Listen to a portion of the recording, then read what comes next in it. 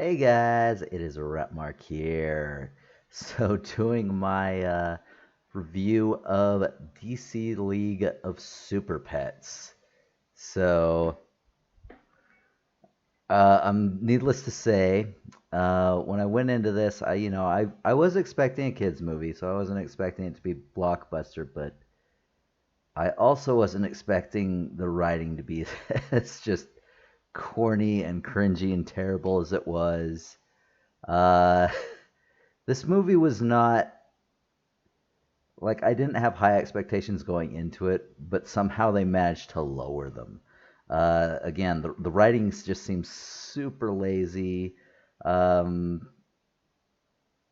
and the characters themselves, I just wasn't wasn't feeling that at all, and which is truly bizarre because they had a very good cast on this. I mean, they had Dwayne the Rock Johnson, they had Kevin Hart.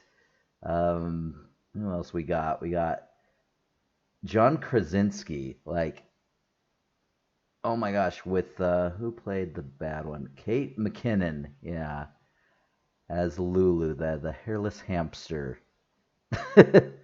guinea pig. There we go.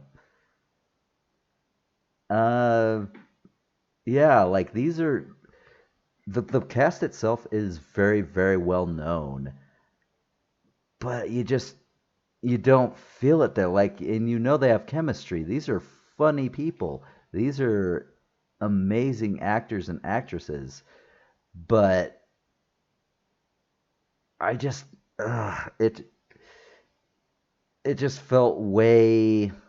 I don't even know how to describe. Like, I think the writing definitely held them back. There were points where a lot of things were taken for laughs. I get it, a children's movie, but a lot of it wasn't funny. Like it was to the point of like super cringy and generic, and just there were only a couple parts where I found myself laughing, which I will admit. I'll get into those specific points in spoilers. And then there was one scene with Ace, sort of explaining his backstory, where you did kind of feel something, and like yeah, I kind of felt on that. But other than that, I mean, this was everyone was a joke. Like all the superheroes, the Justice League, were jokes.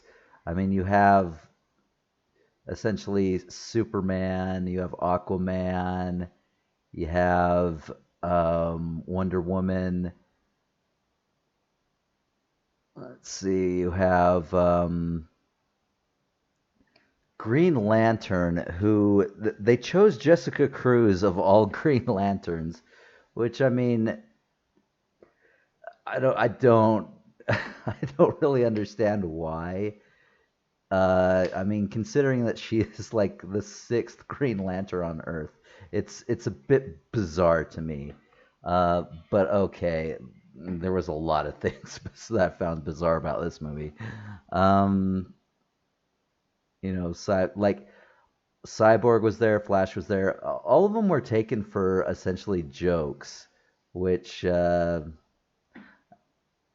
mean, I do understand why they had to get the Justice League out in order to do the Super Pets. The thing is, as someone who does know a bit about the Super Pets, again, I'm into the comics.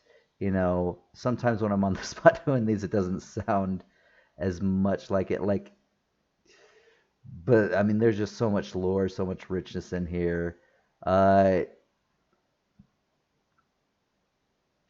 like I know that there is a horse, a monkey that they have in that. But yeah, in this one they are essentially doing, um, a dog. So Bat Hound essentially is who Ace sort of plays, and then there's a turtle that apparently takes after the terrific What's-It.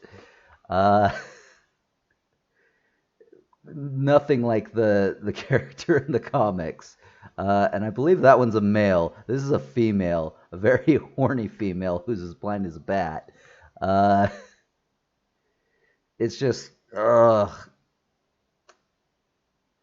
And again, you don't feel any of the emotion from this. Like that's the biggest problem. And another thing with it though is also the animation itself looks a little bit shoddy in my opinion. It looks cheap, like it was kind of crudely done. I don't know if that was a stylistic decision or if literally all their budget went into getting these big actors because I mean, I've seen a lot of animated films and DC is usually really good at the animation aspects of it, you know.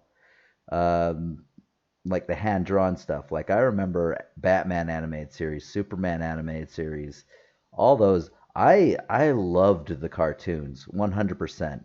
Those were amazing. Live action, you know, kind of hit and miss. I think when they're having fun, they do a little bit better. Like I did enjoy Shazam. I did enjoy Aquaman. Like when it had fun, I think live action can do okay, but not on the level that Marvel can do it. And I really don't like what they're doing, like Suicide Squad and stuff like that. So, but no, typically DC's animations have been really good, and I've joined. I grew up with them. Like those are super fun. I followed them because I love the comics. I am a huge nerd when it comes to comic book lore. Um, But yeah, there's a lot of lore, and both DC and Marvel have their own multiverses, and now multiverses just coming through to all sorts of different franchises. So it is a little crazy. Um, I can slip up, I'm not gonna say I know everything, but I do have a fair amount of knowledge when it comes to the lore, and this one was. I mean, I take it for what it was worth, and I was prepared to do that. I just didn't find it funny. Like most of the jokes when I was hearing them, it was just like I'm supposed to laugh. That's funny, and I'm just sort of sitting there, just kind of just looking and falling out with this, just checking out on this movie, which is a problem because once you mentally check out of a movie, you start noticing everything and just nitpick it apart, which is really bad. Um, Yeah, I think the writing was super lazy. Um,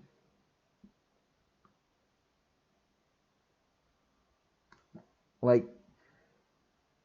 understand that I get this is a kids film, but I know the difference between like a kids film, like something made for kids, but it's still decent. I mean I grew up with freaking Nickelodeon stuff all the time. Ren and Stimpy, Rocco's Modern Life. I mean, come on, you can have good kids programming with like like inside jokes for adults that only adults will get.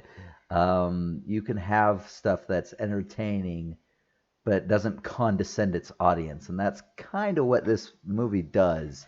And it's a little it's a little it's to the point of insulting on some levels. Now that said, there were some amusing parts. Like I said, there was one scene where I just found myself laughing. It and I'll get into that in spoilers. Like it just came out of left field and took me completely off guard. So, yeah, there's that.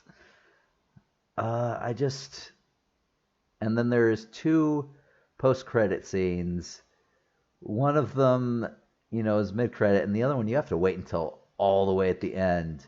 And we'll talk about it later, but I was just like, man, that's really how you're gonna do this. So anyway, we'll talk about that in spoilers. And but yeah, so it deals with a bunch of shelter pets who get superpowers, and then at some point, Lulu, the baddie, gets an army of superpowered guinea pigs, and there's just oh my gosh, there's the biggest cliche that happens like at the final battle, and it's just so. Ooh. Anyway, like I said, I'm gonna start to get into spoilers if I continue. So I'm gonna go into final verdicts on this. Um, I'm gonna give this a 4, to be honest, because there were parts where I was entertained. Literally, not many. There was a chuckle here and there, like maybe in 2 parts. But the one scene where I just like was just visibly smiling and laughing, it gets a point for that. It did nothing for the movie, to be completely honest. But at that point, I was completely checked out, mentally checked out. But yeah, when it happened, I was just like, for what it is, this scene is actually really entertaining. Um, and then there were, the emotional spot with Ace. Um, but yeah, I don't feel that the characters' voices, you know, carried the chemistry and were as good as they could have been. I believe that's literally where most of the budget went. I think the animation again looked cheap. Um, the emotional beats just weren't there. The writing just came off as super freaking lazy. Um, so yeah,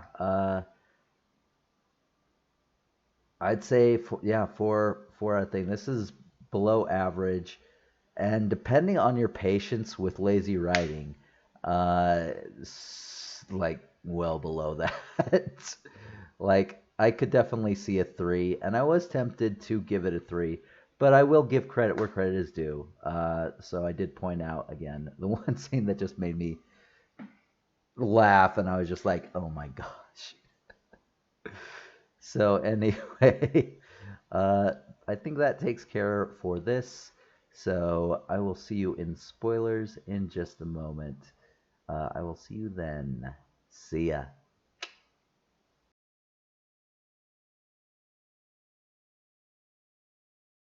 Hey, what's up, guys? It is Rapmark here. So, doing the spoiler section for DC Super Pets.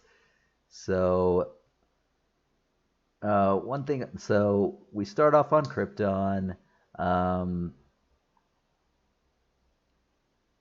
And again, we see another Krypton blowing up scene, which it was fine. I liked that, and a different sort of origin for Krypton, or not Krypton, Crypto. There we go. And this one he hops in, and his parents are just like, he needs a friend, and so he goes with them. So at the very beginning of this movie, probably like half of this movie, uh, Crypto is just a total jerk. He is a scuzzboy. He is like, man, you are a complete and total dick. You're a terrible dog.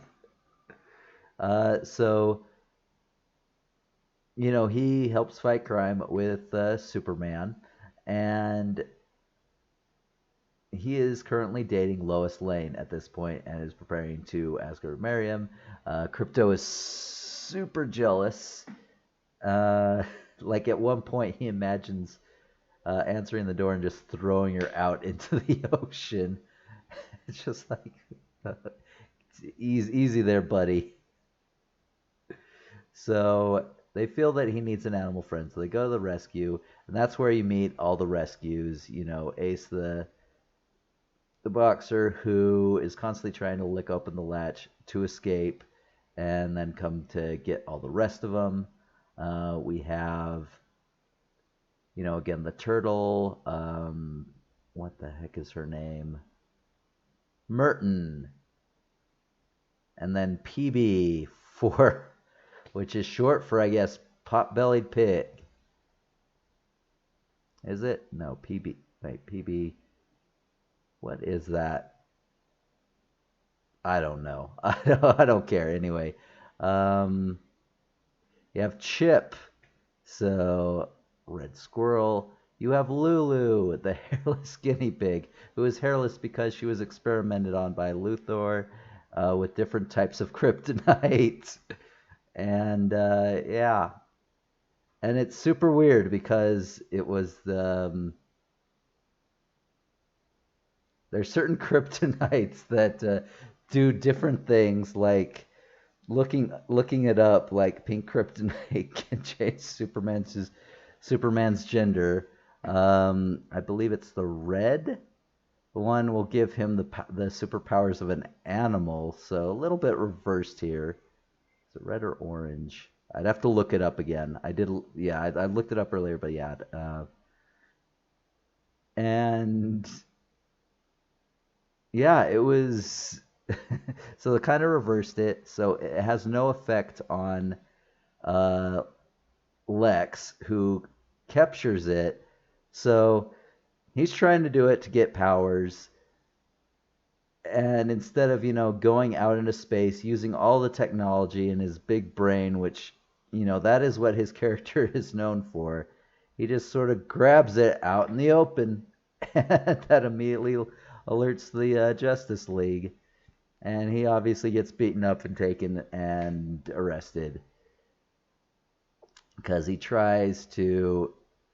I mean, first Superman and Crypto go and knock it back out of orbit. He knocks some pieces loose. They take all the pieces and send it back into space. Later, though, there's another purple beam that comes and it takes another one of the smaller pieces. And who is it? It's from Lulu, who has created this tractor beam from all this random stuff from people who come to look at her. Hair, a CD, a fork. It makes no sense. Like, it's so bizarre. But I'm like, all right, whatever. So she gets superpowers. She now becomes telekinetic, um, and can fly. Uh, so Ace now has super strength and is indestructible. Um, PB can now shrink and grow, and the turtle becomes super fast. And the squirrel gains electrokinesis, so the power over electricity. So anyway, we're back at home. Crypto is again just arguing over, his date because it's supposed to be the Great British Bake Off. It's supposed to be the finale, but it's by night, which, if you've ever seen that show, makes no sense. Pie Night is not the finale. Oh man. Anyway, so anyway, Clark goes out. There's Lulu. There's a joke of, like, she's making this epic speech, and all he can hear is this of an animal talking at him. And that's played a couple of times. It's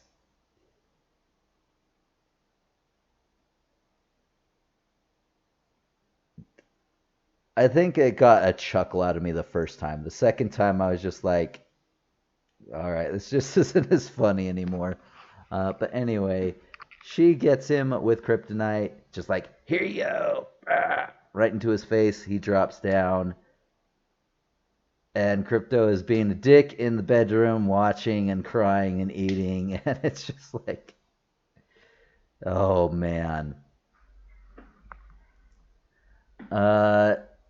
And so she captures him, uses her telekinetic powers, sends him along his way, and then traps him in a globe full of kryptonite. So she realizes that she needs to take down the rest of the Justice League in order for this plan to work. Like, apparently her whole thing is she wants to impress Lex. She sees him as, she is his pet. even though he doesn't care, and it's super. Oh my gosh. Anyway, um, so anyway, in order to do that, she goes to, I guess, an elementary school where there's just a bunch of guinea pigs who are just sitting staring at her eating. And she's just like, I need your help. And they're just like, oh, we really don't want to do that. We kind of like it here. We get free food, and they have Spanish class on Wednesday. But yeah, she powers them up, um, and they get all sorts of different powers. Like one turns into water, one turns into fire, one gets wings, and apparently there's an action figure of that one called Pegasus. Why that one of all ones? One turns into a big, brawny, like just super guinea pig, just built like a freaking brick house. Um, One has teleporting powers. One can do beams, death laser beams. One has this sort of rainbow power that doesn't really do anything, and a few others. So yeah, with them they take it. Batman immediately shows up and just gets taken out. Like he's just such a joke, and he's played by Keanu Reeves, and I love Keanu, and unfortunately his voice did not do this. And it's not his voice, just the writing that he was given did not do this character justice, and it just it didn't work for me. Like there was no one in this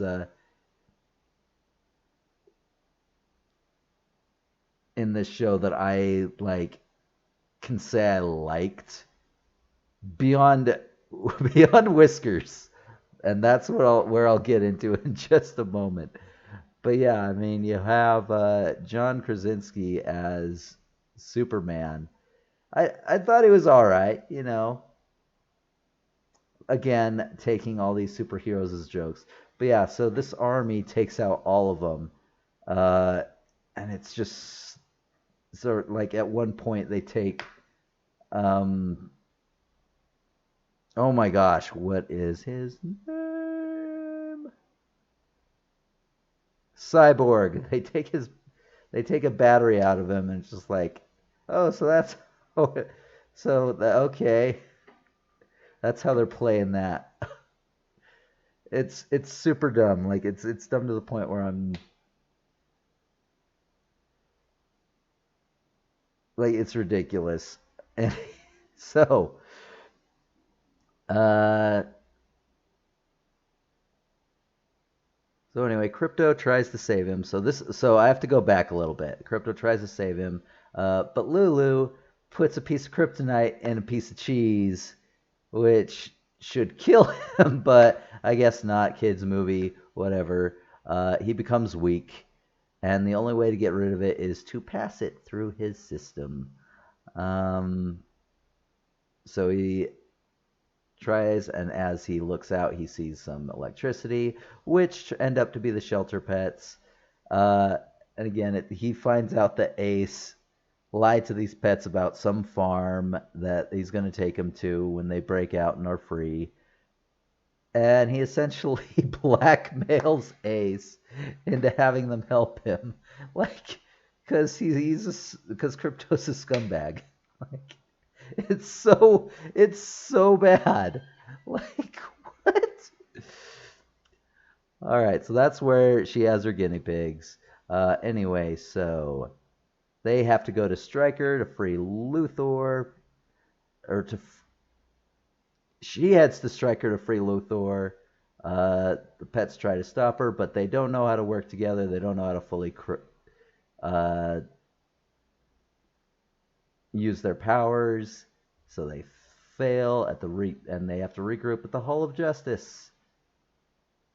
And that's where Ace tells Crypto his backstory, where essentially he was trying to protect a little girl, had to bite her from falling down the stairs, and the parents thought that he attacked her, and it was It was sad. It was sad. Like, I'll admit, I did feel something in that. So anyway, that's where we go to Stryker to stop Lulu, and they confront her, but because Crypto doesn't have any powers, she says she will kill him if they don't put themselves into prison cells, which they do. And then she frees Luthor and gets thrown into a cage. And then she breaks out because she had two of her guinea pigs. What are their names? I'm trying to find Keith and Mark. So water and fire, and they free her,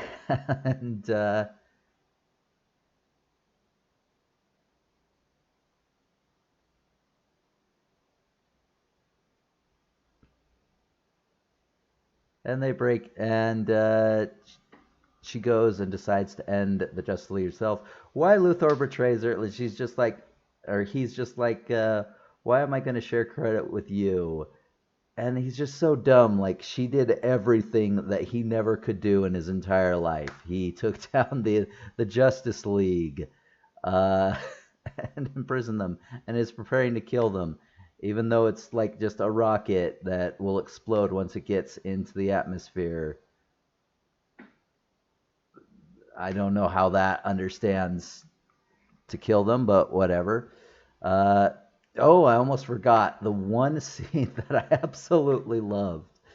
So after they go to Strikers to try to confront Lulu, um, we have Whiskers. And let me tell you, uh, Wikipedia, when I first saw this, had it as Whiskers.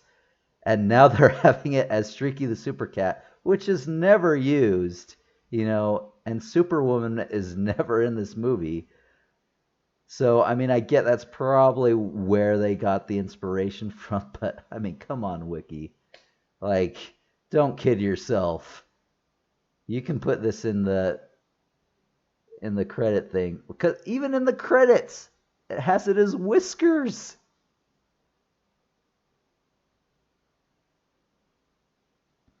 But I will say, the person who played Whiskers, apparently it's Winona Bradshaw. So I looked her up, and Wikipedia, by the way, doesn't have a link, so I had to manually look this up on the movie page. This is her first credit, and you know what? As far as I'm concerned, she was the best performance in this whole movie. It was so over the top. So they're flying over there, and suddenly a rocket just shoots them down. And you see this little kitten who. So when Lulu escapes, she freezes Kitten because she's not a monster, she says, and then leaves the other ones to die. Uh, And so this cat now sides with her, or is doing its own thing, but is stopping them. And it's just like, now you must die. Now you must die in the cute little voice. Like, it's just so, it was so ridiculous. Like, mentally I was completely just checked out. But once this happened, I was highly amused. This cat has the ability to, like, form rockets and just explosives with parts of its body, coughs up grenades, it shoots rockets out its tail, shoots bullets like out of its claw. It's so insane. Like, it did nothing for the movie. This was just so ridiculous and out there and out of left field. But it like just the placement and just the out of left fieldness of it all. I was just like, you know what? This scene pleased me, and they finally took care of the kitten uh, by returning a grenade into its hand, trapping it in a dumpster, and then it exploded. It's just like, I have 9 lives. It's, oh my gosh, it is. that cat was sadly the best part of this film for me. It was because it was amazingly like over the top and cute, and just hearing it talk like you must die, come here so I can blow you, like it was great for me anyway. And Wikipedia again screws up. Like I use Wikipedia to like help me kind of go through these kind of things. Uh, Tries to help them. At no point did this cat try to help him, and in no way did he join the pack. He was he was doing his own thing the whole time. And Whiskers was the only name you ever heard. So I don't know why Streaky the Super Cat's on here and not on the credit when even though they did it with everything else, aka Ace, known as Bat Hound, uh, Merton McSnurdle, terrific What's It.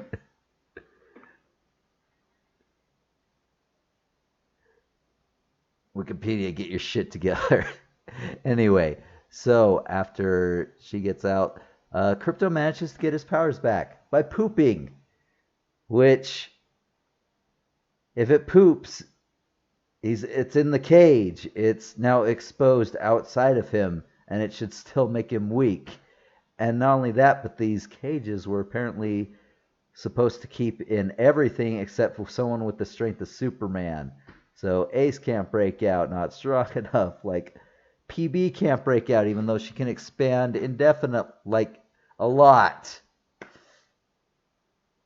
But yeah, only Crypto can, because that's just what the plot asked, and it was super lazy writing, and I was just like, whatever.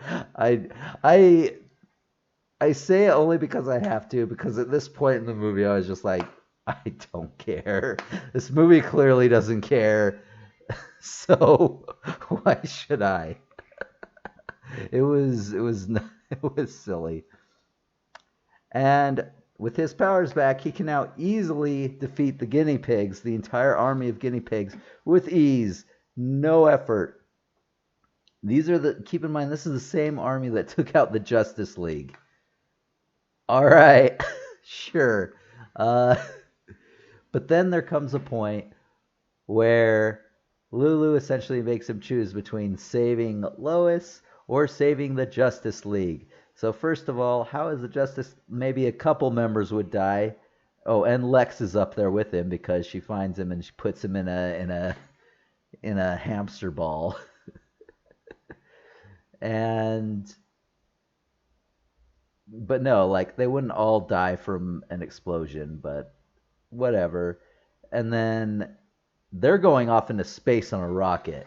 Lois is her helicopter is disabled. She's going to crash. And so weirdly, he goes after Lois, sends his friends who can't fly after the Justice League. Not only that, but after he helps Lois, he has time to fly to the rocket. He does not do this.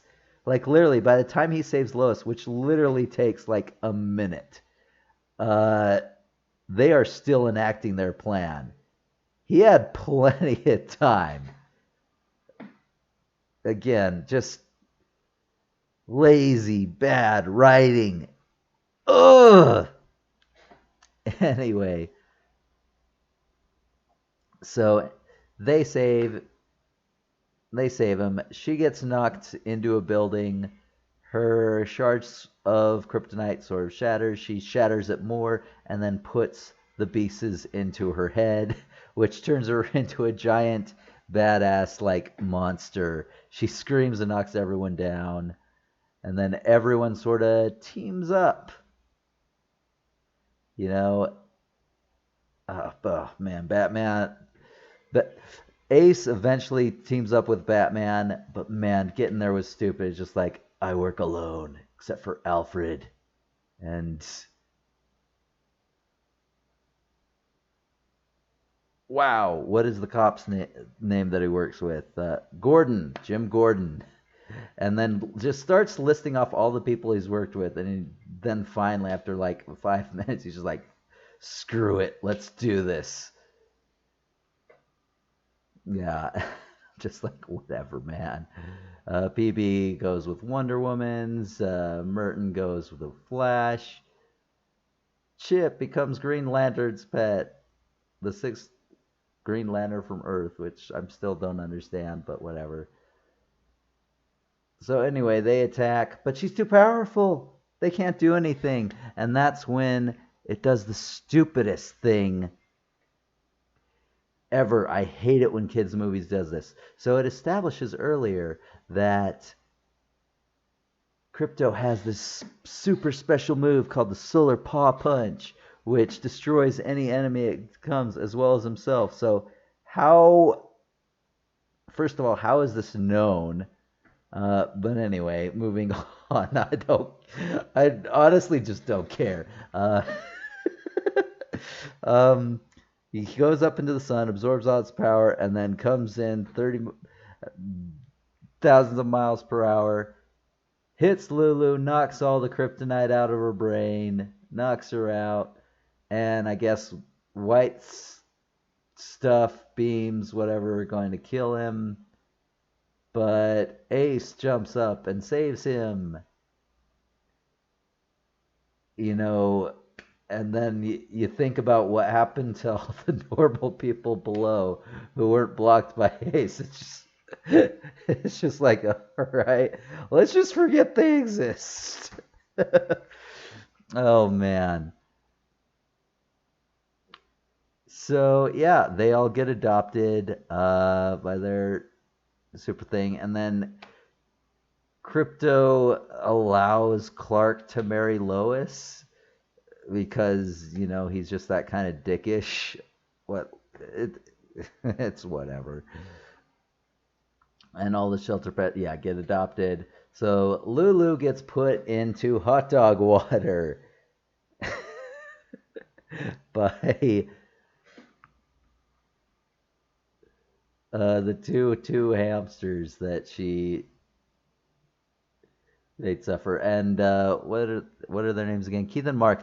So the water one becomes Aquaman's pet, and the fire one becomes Cyberman's pet. I forget which one's which, and I really don't care. So in the mid-credit scene, Lulu gets adopted by Mercy Graves, who is Lex Luthor's assistant. But in this one, she's just like so angsty and so like, I don't get paid enough for this. It's just like, this is stupid. And I'm just like, please don't be setting up for a sequel. Like, please don't.